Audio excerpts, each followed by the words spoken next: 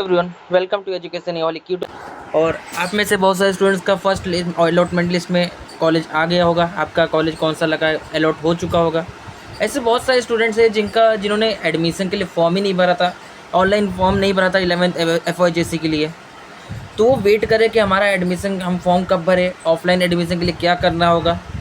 ये सारी चीज़ें इस वीडियो में पता चलेंगे, तो एंड तक बने रहिए। और चैनल पर नहीं हो तो चैनल को सब्सक्राइब कर देना, और वीडियो अच्छी लगे तो लाइक करके जाना।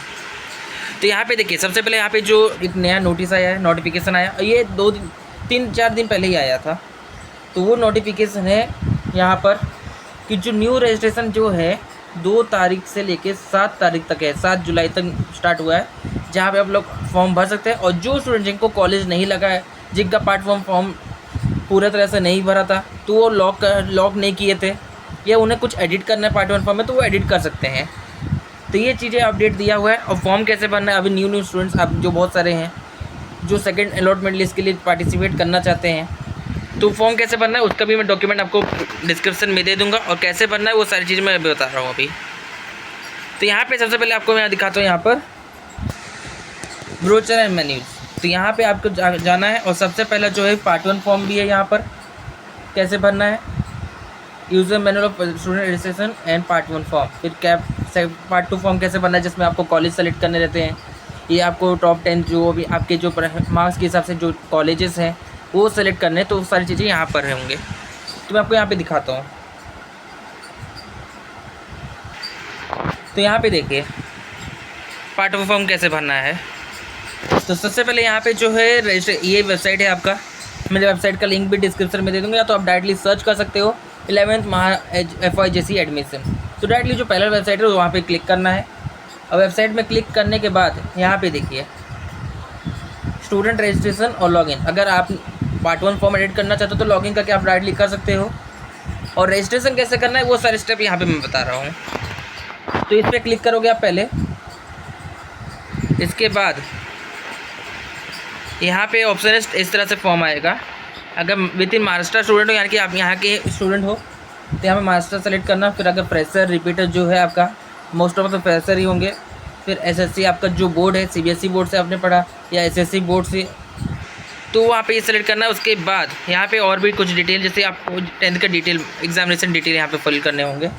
अगर महाराष्ट्र का है और SSC बोर्ड है, तो यहाँ पर डायरेक्टली आप सीट नंबर जैसे पुट करोगे, आपका month of examination, year of examination और name of applicant automatically filled हो जाएगा, ऑटो कंप्लीट। उसके बाद यहाँ पे आपको ईमेल आईडी देना है जो एक्टिव हो, जो आपके पास हो, क्योंकि ये आपको बहुत यूज़ पड़ेगा। उसके बाद मोबाइल नंबर भी वही देना जो एक्टिव रहे। फिर सिक्योरिटी क्वेश्चन और पासवर्ड भी याद रखना है आपको, क्योंकि इसी पासवर्ड के थ्रू आप लॉगिन कर पाओगे। और इसके बाद डायरेक्टली जैसे लॉगिन आप यहाँ पे रजिस्टर करोगे, तो यहाँ पे आपको मिलेगा एक application number, ID, form number जो होता है, इसे आप अच्छे से स्टोर करके, ये नहीं, यहाँ पे तो ये सैंपल दिया हुआ है, आपको अलग से आपकी जो जैसे ही आप रजिस्ट्रेशन करोगे उसके बाद आपको मिलेगा, तो उसको आपको सेव करके रखना है, क्योंकि उसी के थ्रू आप लॉगिन कर पाओगे और पार्ट 1 फॉर्म भर पाओगे। तो इस तरह से यहाँ पे आएगा। फिर यहाँ पे आपको देखो लॉगिन ID है, जो एप्लीकेशन ID यहाँ पे फिल करना है, उसका जो आपने पासवर्ड सेट किया, फिर ये जो कैप्चा यहाँ पे जो रहेगा यहाँ फिल करना कि साइन इन कर देना, उसका लॉगिन क्लिक करिए। फिर यहाँ पे आपको डिटेल्स मिलेंगे, पर्सनल डिटेल्स, कई सारी चीज़ें भरने के लिए। इस तरह से डैशबोर्ड आएगा पहले, तो आपको यहाँ पे क्लिक करना है पार्ट 1 फॉर्म के लिए। उसके बाद ये सारी चीज़ें आप पहले फिल कर चुके हो, तो यहाँ पे सेव एंड नेक्स्ट करना है। सेव एंड नेक्स्ट करने के बाद ये इस तरह का पेज आएगा, जहाँ पे आपके डिटेल्स लिखे होंगे, personal information, name of the applicant, mother name, gender, date of birth. अगर नहीं ऑटोमेटिकली भरे ही रहते हैं, तो यहाँ पे सेव एंड नेक्स्ट करना है। उसके बाद यहाँ पे आपको और भी डिटेल आगे भरने हैं, जैसे आपका एड्रेस क्या है, स्टेट क्या है, पिन कोड क्या है, डिस्ट्रिक्ट क्या है, तालुका क्या है, ये सारी चीज़ें आपको भरने होंगे। फिर अगर आपके पास सेकंड मोबाइल नंबर है तो भी अल्टरनेट भर दीजिए। उसके बाद यहाँ पे आपका रिजर्वेशन और कैटेगरी भरने हैं, जैसे आपका जो भी है कॉन्स्टिट्यूशन रिजर्वेशन कैटेगरी डिटेल में, ओपन हो, SC हो, ST हो या OBC, जो भी है आपको यहाँ पे फिल करना है। फिर अगर कोई दिव्यांग है या डिसेबिलिटी कैटेगरी में, तो वहाँ पे यहाँ पे यस दबाना होगा। अगर कोई अफेक्टेड है, कोई अफेक्टेड है तो उसको यहाँ पे यस दबाना होगा। फिर पेरेंट्स अगर ट्रांसफर्ड है ऑनलाइन प्रोसेस एरिया के थ्रू, फिर कोई आपके जो ग्रैंड पेरेंट्स हैं और फ्रीडम फाइटर्स में है या नहीं थे, ये सारी चीज़ें आपको रीड करके भरना है। अगर स्पोर्ट्स कैटेगरी से तो भी भर देना। फिर यहाँ पे माइनॉरिटी कोटा होता है कि आपका जो माइनॉरिटी अगर ग्रुप में आते हो किसी, तो वो यस दबा देना। उसके बाद अगर आपको सेम कॉलेज में चाहिए, अगर आपके स्कूल में जूनियर कॉलेज है तो यहाँ पे फिल कर सकते हो। अगर इन हाउस कोटा चाहिए, आपको उसी कॉलेज में चाहिए, ऐसे बहुत सारे कॉलेजेस होते हैं जो स्कूल के साथ जॉइंट होते हैं, तो वहाँ पे आपको इन हाउस कोटा का एडमिशन का फ़ायदा मिल सकता है, बेनिफिट मिल सकता है। इसको आप भर सकते हो। ये अगर आपका परसेंटेज थोड़ा कम है और आप उसी स्कूल में एडमिशन लेते हो, यहाँ पे आपको बेनिफिट मिल सकता है। तो इसको आप फिल करके रख दीजिए यस करके। फिर qualification detail for SSC student, यहाँ पे क्वालिफिकेशन डिटेल आपको भरना होगा। अगर मोस्ट ऑफ इट जो होता है ये ऑटोमेटिकली ऑटो कंप्लीट के थ्रू भरा ही रहता है आपके सीट नंबर के डालने की वजह से। उसके बाद यहाँ पे अदर एजुकेशनल बोर्ड जो रहेगा अगर कुछ, तो यहाँ पे फिल करना है। अगर आप एसएससी से नहीं हो तो यहाँ पे सभी marks, first language, second language, third language, आपके जो भी सब्जेक्ट्स हैं, साइंस, मैथ्स, सोशल साइंस, या बहुत लोगों को टेक्निकल होते हैं, तो यहाँ पे फिल करना है सारी चीज़ें आपको मार्क्स, अगर दूसरे बोर्ड से हो तो। फिर डॉक्यूमेंट वेरिफिकेशन ये ऑटोमेटिकली स्कूल के थ्रू हो जाता है, तो इसको आपको ज़रूरत नहीं है। उसके बाद यहाँ पे आपको डॉक्यूमेंट्स अपलोड करने हैं। पहला जो है 10th मार्कशीट होता है, स्कूल लिविंग सर्टिफिकेट, ये इंपॉर्टेंट है ये दोनों। फिर ये जो है आपके कैटेगरी पे अगर कास्ट सर्टिफिकेट है तो caste certificate, non creamy layer certificate, sports से आपका कुछ है तो स्पोर्ट्स सर्टिफिकेट भी यहाँ पे अपलोड कर दीजिए, जिससे आपको स्पोर्ट्स के थ्रू बेनिफिट मिल सके।